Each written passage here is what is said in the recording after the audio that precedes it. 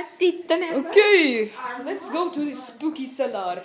Because my buddy tossed my caps down this. And it says, Du går det først. and it is said that there are ghosts inside her. Han kommer til å skremme.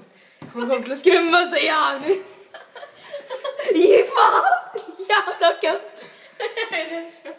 Nei. Jeg tør ikke. Jeg kommer til å skremme meg.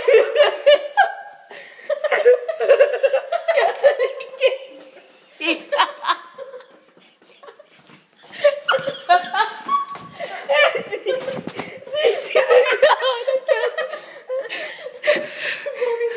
By the way, there are no lights down.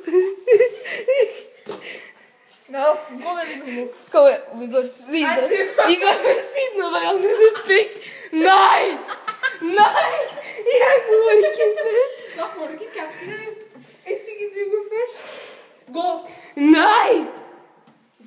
Nei! Ei, faen, jeg går ikke inn dit. Da får du ikke kapsen. Jeg kødda. Jeg ser ikke. Hva blir jeg ser?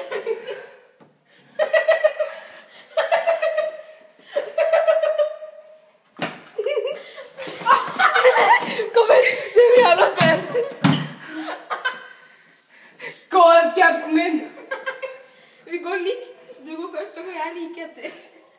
Alright. Kom, jeg går jævlig likt inntil deg. Gå, vi må gå. Har du gjort det nå? Ja.